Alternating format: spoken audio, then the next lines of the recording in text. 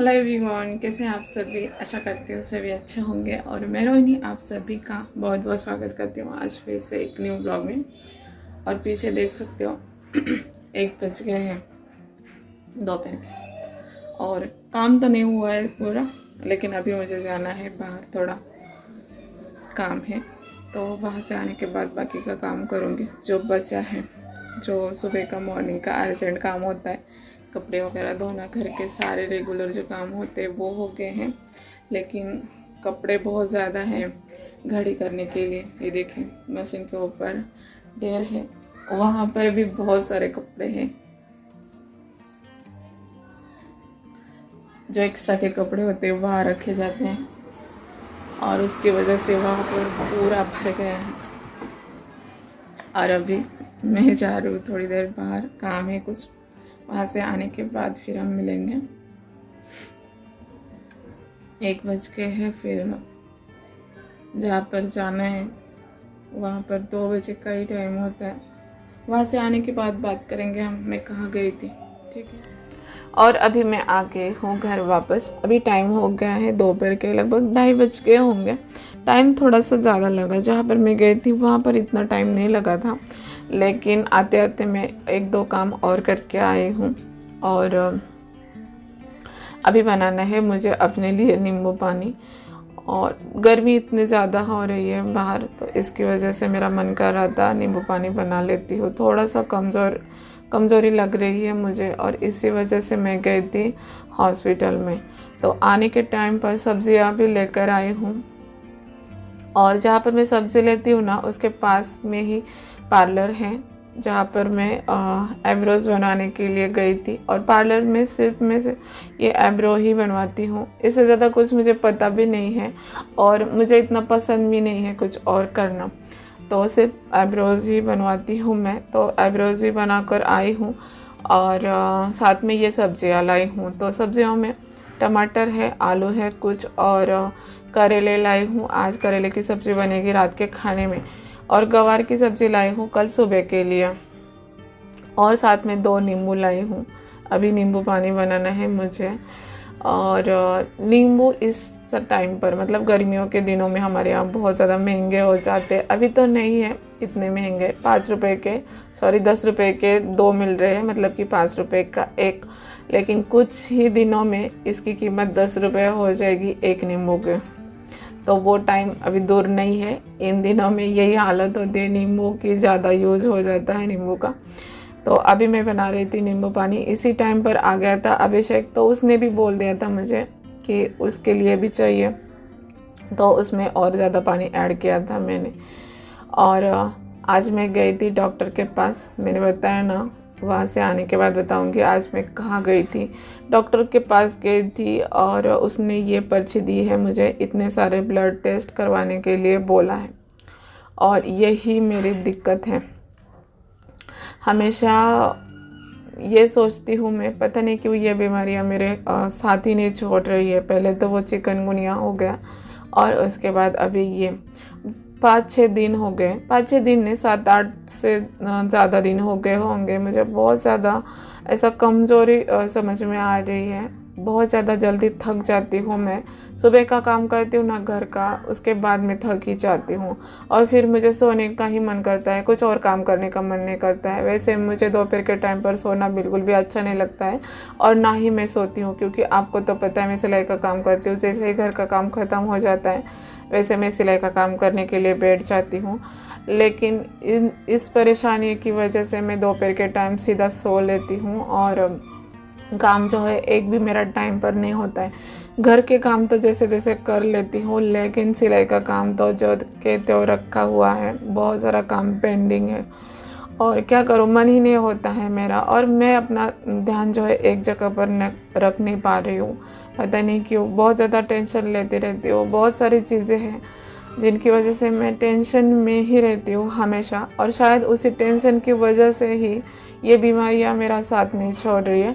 वैसे ये मेरे साथ पहली बार नहीं हुआ है, मेरे हर साल की प्रॉब्लम है। जैसे ही गर्मियाँ स्टार्ट होती हैं ना, वैसे ही मुझे ये दिक्कत हो ही जाती है, और इसके लिए मुझे सप्लीमेंट लेनी ही पड़ती है। B12 और D3 की मेरी प्रॉब्लम है, जो कि हर साल मुझे इसके लिए सप्लीमेंट लेनी होती है। तो डॉक्टर ने अभी भी उसी के ऊपर टेस्ट करवाने के लिए बोला है। अगर हम ऐसे बोल देते हैं तो उसके ऊपर वो कोई इलाज नहीं कर सकता है, कोई दवाई या इंजेक्शन वगैरह नहीं दे सकते हैं। जब हम टेस्ट करवाते हैं ब्लड की अच्छे से, तभी वो कुछ सोचते हैं, उसके ऊपर ट्रीटमेंट शुरू करते हैं। और मुझे पता है वही ट्रीटमेंट होगी, क्योंकि ये पहली बार नहीं है, 10 साल हो गए ये हो रहा है सब कुछ, तो इस साल भी वही होगा। और मैंने सोचा टाइम पर चली जाती हूँ। और पिछले साल मैं टाइम पर नहीं गई थी। शुरू में मैंने सोचा नहीं, इस बार मैं डॉक्टर के पास नहीं जाऊँगी और अपना घर पर ही इलाज करूँगी, कुछ अच्छा उसके लिए खा लूँगी। जैसे कि होता है ना, जैसे हीमोग्लोबिन वगैरह बढ़ता है, वो सारी चीज़ें घर में ही हम यूज़ करते हैं, जैसे कि मीट, मटन वगैरह जो भी होता है। और खून बढ़ाने के लिए घरेलू जो इलाज होते हैं, उससे ही मैं अपना सब कुछ ठीक करवाऊंगी। ये सोचकर मैं पिछले साल टाइम पर नहीं गई थी, तो इसकी वजह से मुझे बहुत ज़्यादा परेशान होना पड़ा था। इसलिए मैंने सोचा इस बार मैं टाइम पर चली जाती हूँ, तो इसी वजह से डॉक्टर के पास चली गई थी। और उन्होंने इतने सारे ब्लड टेस्ट करवाने के लिए बोला है। और उनके बाजू में ही एक लैब है, वहाँ पर मैंने पूछा इसके जो रेट वगैरह हैं, पैसे कितने लगेंगे, लेकिन यहाँ पर बहुत ज़्यादा रेट है। तो मैंने सोचा हर बार मैं जहाँ पर जाती हूँ ना, वहाँ पर चली जाऊँगी जब इनकी छुट्टी होती है तो। और वहाँ पर रेट भी अच्छे खासे हैं अभी, और बहुत ही कम बजट में हमारा सारा काम हो जाएगा। तो वहाँ यहाँ पर अभी मैं कर रही हूँ, कपड़े घड़ी करके रख रही हूँ। बहुत सारे कपड़े ऐसे हो गए थे कि जो धो के रखे हैं ना मैंने, वो और जो बिना धोए हैं, मतलब धोने वाले भी मिक्स हो गए थे। और सानू को बोल दिया था मैंने, वैसे तो वही कपड़ों की घड़ी करती है, और इसी वजह से ना ऐसा हो गया था। वो कपड़े घड़ी करके अपने अपने जगह पर रख देती थी और फिर इतने ज़्यादा फैल जाते थे। मैंने उसे कहा था कि रहने दो, आज मैं करती हूँ घड़ी, क्योंकि इनको देखना ज़रूरी था। बहुत सारे कपड़े ऐसे हैं जो बाद हो गए, उनको निकालना भी ज़रूरी होता है टाइम पर। और मतलब जो रेगुलर वाले कपड़े हैं, तो उसके बीच में ये कपड़े आ जाते हैं ना, तो जगह कम पड़ जाती है। वैसे भी जगह बहुत ज़्यादा कम है, इस वजह से बहुत ऐसी भीड़ लगी हुई होती है। तो जो कुछ कपड़े निकालने थे उनको निकाल दिया है मैंने, कुछ कपड़े तो धोने के लिए रखे हैं। अभी पानी की भी प्रॉब्लम शुरू हो गई है, तो ऐसा ही होगा, कपड़े इकट्ठा करके रखने पड़ेंगे, और जब पानी आ जाएगा अच्छे से तब इनको धोना पड़ेगा। और कल यही हुआ था, कल पानी नहीं था उतना अच्छे से, तो इस वजह से मैंने कल ऐसे ही छोड़ देते कपड़े। कल मतलब कि आज का दिन की बात कर रही हूँ मैं, जो ज़रूरी है उनको ही धो के रखा था और ये ऐसे ही छोड़े थे। और अभी मैं अभिषेक के कपड़े निकाले हैं, पूरे के पूरे अभिषेक के ही कपड़े हैं। और इसकी एक गंदी आदत है जो मुझे अच्छी नहीं लगती है बिल्कुल भी। वैसे तो सारी चीज़ें इसकी अच्छी है, बहुत मुझे पसंद आती हैं, पढ़ाई वगैरह सब कुछ सही से चलता है उसका, सही सारी चीज़ें अच्छी है। लेकिन एक बात जो है मुझे बिल्कुल पसंद नहीं है, ये इसके कपड़े और इसकी किताबें, ये बिल्कुल भी अच्छे नहीं रखता है। और इसके लिए मुझे बहुत परेशान होना पड़ता है, इसके हर बात पर मुझे ही ध्यान देना पड़ता है। और कपड़े धोने के लिए लेने हो तो वो भी मुझे ही देख कर लेने होते हैं। जो कपड़े धोने वाले हैं वो भी जो धो के रखे हैं उनके बीच पे रख देता है, फिर सारे कपड़ों में से गंदी स्मेल आना शुरू होता है। और इसकी वजह से अभी मैं इतनी ज़्यादा गुस्सा कर रही थी उसके ऊपर। जब तक मैं उसके कपड़े छाट रही थी ना, तब तक उसको ना मैं बस गालियाँ दे रही थी और वो सुन रहा था ऐसे ही चुपचाप। और क्या करता, क्योंकि उसको भी पता है वो अच्छे से कपड़े रखता नहीं, एक भी कपड़ा उसका सीधा नहीं होता है, सारे कपड़े उल्टे ही रख कर छोड़ देता है। और मेरी सानू जैसे भी हो उसके कपड़े वगैरह सारी चीज़ें इतने अच्छे से रखती है ना, उसको बोलना भी नहीं पड़ता है। उसके सारे कपड़े घड़ी करके सारे कपड़े एक साथ में ही होते हैं।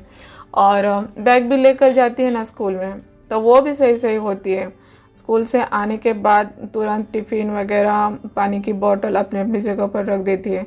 अभी से कभी कभी टिफ़िन दूसरे दिन भी कॉलेज में लेकर जाता है, मतलब कि अगर जिस दिन उसको टिफ़िन लेकर नहीं जाना हो और पहले दिन का हो ना, तो वो भी साथ में लेकर जाता है। तो यहाँ पर मैंने अपने भी कपड़े निकाले थे, जो मेरा ड्रॉवर है मेरे कपड़े रखने वाले, उसमें मुझे ये साड़ी मिली है। और ये साड़ी ना जो रखी है मैंने अभी अलमारी में, वो वाली साड़ी मुझे इतनी ज़्यादा पसंद है कि उसको हटाने का मन ही नहीं कर रहा है मेरा। आज मैंने बहुत सारे कपड़े हटाए हैं अलमारी में से, जो कि बाद है, लेकिन वो साड़ी मैंने फिर से रख दी है।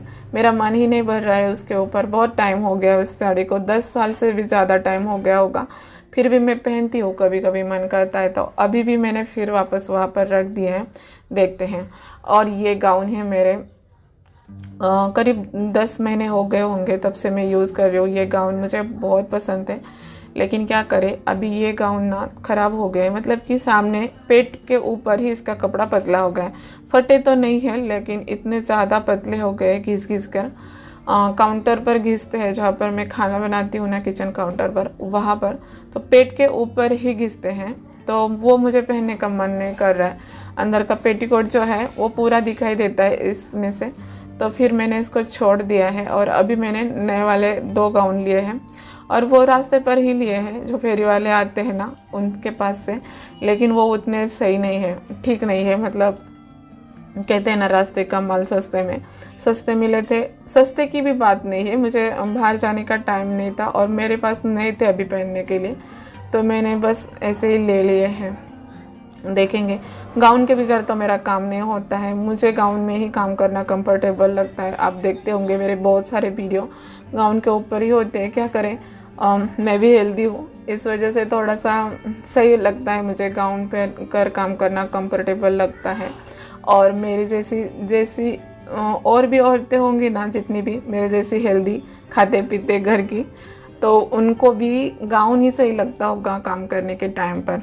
और अभी मैं सफाई कर रही थी उसी समय पर, अभी से कई ये चीज़ें हैं वो भी देख लेती हूँ एक बार। मैंने सोचा वहाँ उस रैक पर इतनी ज़्यादा भीड़ लगा के रखी है उसने, इतनी गंदगी करके रखी है, मतलब कोई भी चीज़ें ऐसे घुसा के रखता है वहाँ पर, पूरा रैक जो है ख़राब हो गया है। वैसे ये सारी चीज़ें ना सभी के घरों में होती है, ऐसा कोई घर नहीं होगा जिसके घर में ये एक्स्ट्रा की चीज़ें नहीं होती है।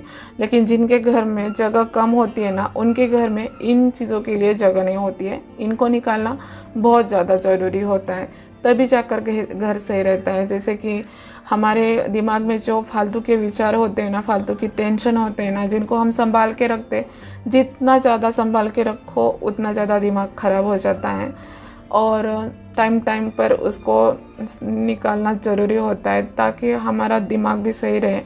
उसी टाइप से घर में से इस सारी चीज़ें ना निकालनी ज़रूरी होता है ताकि हमारा घर साफ़ सुथरा रहे। और ये सब बताने का मतलब ये है कि मैं अपने दिमाग में फालतू की चीज़ों को संभाल के रखती हूँ और टेंशन लेती रहती हूँ। कोई भी चीज़ अगर मेरे दिमाग में आ जाती है ना, इतना जल्दी निकलती नहीं है वो, मैं कोशिश करती हूँ और मुझे पता है वो चीज़ गलत है, फिर भी मैं निकाल नहीं पाती हूँ। टेंशन सबके लाइफ में होता है, लेकिन मेरा टेंशन कुछ अलग ही है। ये सब मुझे तो बताना नहीं है यहाँ पर, ये सोशल मीडिया है और मैंने कभी नहीं सोचा है कि वो सारी बातें मैं यहाँ पर शेयर करूँगी। लेकिन क्या करें, बातों ही बातों में वो सारी बातें भी आ जाती है जहाँ पर हमें, मतलब जिस चीज़ से मैं गुजर रही हूँ ना, इसका कारण बस वही है। परेशानियाँ मेरा पीछा छोड़ नहीं रही है और उसके साथ में ये जो हॉस्पिटल है उसके चक्कर मेरे बंद नहीं हो रहे हैं। दवाइयाँ लेते रहो, खाते रहो और ज़िंदा रहो, ऐसा चल रहा है कुछ। कोई बात नहीं, देखते हैं जो भी होगा आगे चलकर। और सफाई तो हो गई है मेरे, और यहाँ पर मैंने सोचा थोड़ा काम कर लेती हूँ। वैसे तो आज मैंने छुट्टी ले ली थी काम से, तबीयत ठीक नहीं है मेरी इस वजह से, लेकिन चाय पीने के बाद थोड़ा सा मूड फ्रेश हो गया था। मैंने सोचा जो बचा हुआ काम है, जो कल मैंने अधूरा छोड़ा था, उसे पूरा कर लेती हूँ। अभी मुझे एक ब्लाउज़ में ना लेस लगवानी है। एक और साड़ी आई है आज जो अभी मैंने दिखाई थी, उसका ब्लाउज़ भी बनवाना है और साड़ी भी फॉल बीडिंग करके देनी है। और ये एक पेटीकोट आया है कम करने के लिए, दूसरा दिया है, उसका नाप का बनवाना है मुझे। ये मेरे पुराने कस्टमर हैं, हमेशा मेरे पास से ही पेटीकोट कम करवा के लेते हैं। अभी तो गांव में रहते हैं, जब भी आते हैं यहाँ से करवा के लेकर जाते हैं। और ये ब्लाउज़ आया है, कुर्ती, राजस्थानी कुर्ती है। राजस्थानी जो पोशाक है ना, राजपूती पोशाक, उसके ऊपर की है। तो पहली बार मैं बना रही हूँ। वैसे तो मैंने उनको ना बोला था, लेकिन उन्होंने कहा आप बना सकते हो। फिर मैंने सोचा चलो नया ट्राई कर लेती हूँ और सीखती हूँ कैसे बनवाते हैं। हमारे यहाँ राजस्थान के जो लोग हैं यहाँ पर बहुत सारे रहते हैं, लेकिन इस तरह का कुर्ती मुझे बनवाना नहीं आता है, लेकिन मैं सीखने वाली हूँ, तो इनसे ही शुरुआत करूँगी।